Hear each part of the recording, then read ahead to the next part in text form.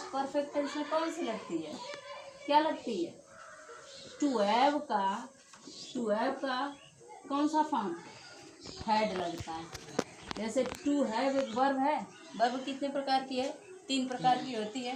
Helping verb, to do, to be और to have. कौन सी?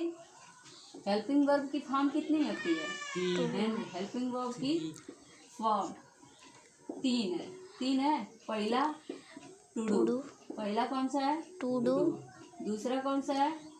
To be, और तीसरा कौन सा है? To have.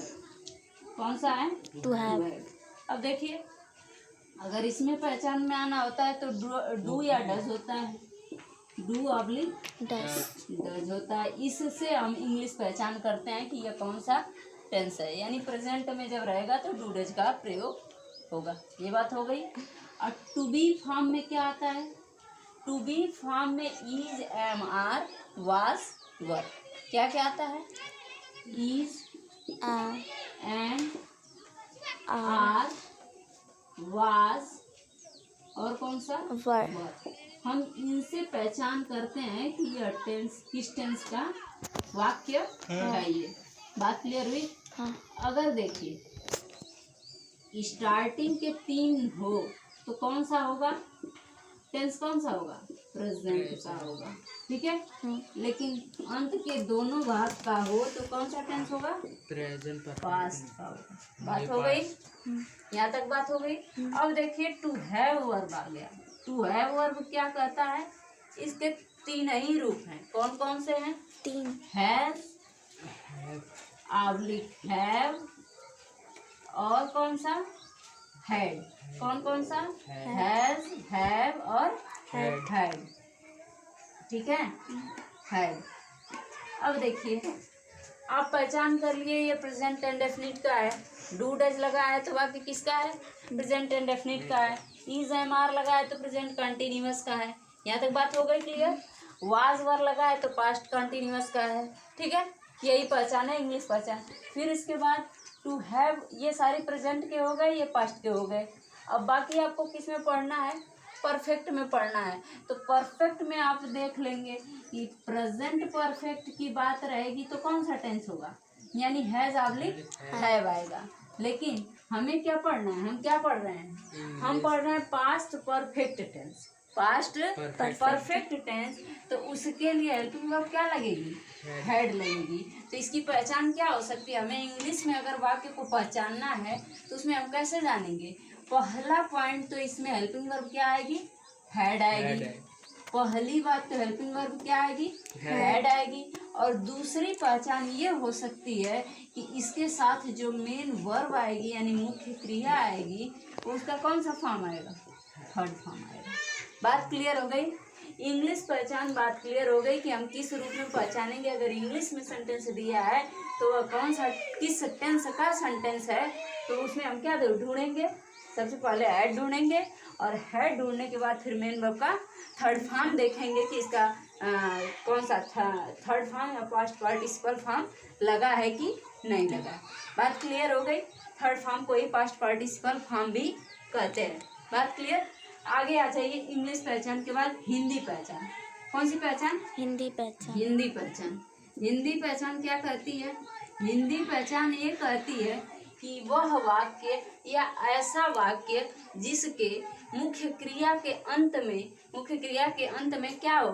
चुका था, चुकी थी, चुके थे, गए थे, गया था, मिला था, मिले थे, ये शब्द जब आते हैं, ठीक है, क्या क्या आते हैं? चुका था, चुकी थी, चुके थे, गया था, गए थे, मिले थे। ऐसे जब वाक्य के अंत में हमें ऐसा सेंस मिलता है तो वहाँ पे कौन सा टेंस होता है? यानी कि पास्ट परफेक्ट टेंस।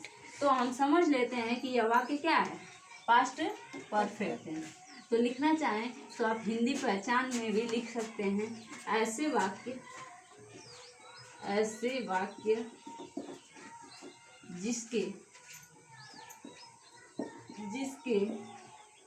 मुख्य क्रिया के अंत में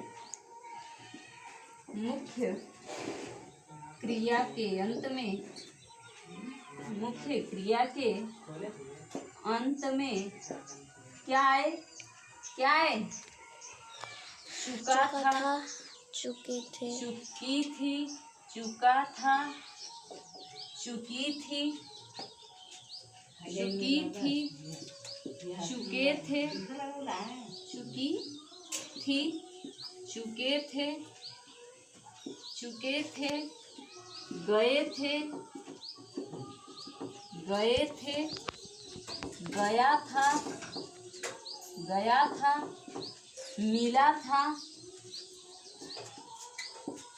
मिला था, या था, या था, ई थी, ई थी, ई थी, आदि शब्द आते हैं, आदि शब्द आते हैं, शब्द आते हैं। तो कौन सा वाक्य कहलाता है? Present past perfect tense. तो कौन सा वाक्य कहलाता है? आते हैं तो पास्ट परफेक्ट टेंस कहलाता है। टेंस कहलाता है। अब पहचान की बात क्लियर हो गई। हिंदी पहचान क्या होगी और इंग्लिश पहचान क्या होगी, यहाँ तक बात क्लियर हो गई। अब रही बात सेंटेंस का। सेंटेंस कैसे होते हैं, इसके सेंटेंस कैसे होंगे आप बताओगे इससे जरा? कोई भी इसका कोई एग्जांपल कोई बताएगा? वह बाजार जा चुका था, वह बाजार जा चुका था। ठीक है, वह बाजार जा चुका था। और इसमें एक चीज देखिए छूट गया, इसमें दो कार्य होते हैं। इसमें कौन से कार्य होते हैं? दो कार्य होते हैं। जैसे इसमें दो कार्यों का होना पाया जाता है, एक साथ दो कार्य वर्णन होते हैं। जैसे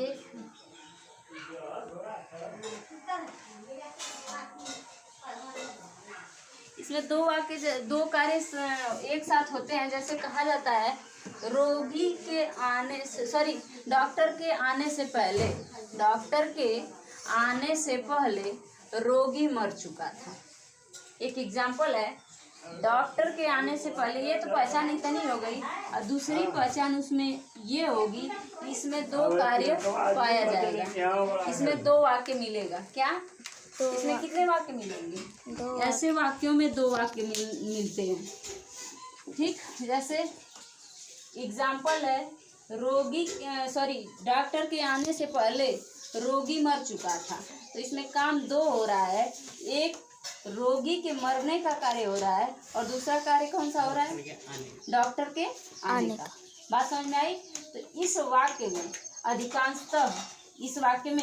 अधिकांशतः दो सेंटेंस मिलते हैं। ठीक है, प्राय इसको कर सकते हैं दूसरी पहचान में कि इस प्रकार के वाक्यों में, इस प्रकार के सारे सेंटेंस नहीं वाक्यों में, नहीं जरूरी नहीं सभी में ऐसे ही आए, प्राय मतलब अक्सर ऐसे मिलते हैं। ठीक है, एक दो ना। इस प्रकार के वाक्यों में प्राय दो काम होते हुए मिलते हैं, यानी दो वाक्य मिलते हैं। ठीक है, इस प्रकार के वाक्यों में प्रायः दो कार्य होता है। ठीक है, प्रायः दो कार्य होते हैं। जैसे एग्जाम्पल है, रोगी क्या नाम, डॉक्टर के आने से पहले रोगी मर चुका था। जैसे यहीं देख लीजिए, क्योंकि बाद में अलग से हम बताएंगे, लेकिन यहाँ पे देख लीजिए कि जो दो कार्य हो रहे हैं वो कैसे हो रहे हैं। तो यहाँ पे देख लेंगे, फिर बाकी हम बाद में उसको भी क्लियर कर देंगे। और कोई ज़रूरी नहीं है कि हमेशा दो कार्य हों, प्रायः होते हैं, अक्सर होते हैं। तो फिर क्या है, जैसे एग्जाम्पल में इसका देखिए, जैसे क्या बोले, डॉक्टर के आने से पहले, डॉक्टर के आने से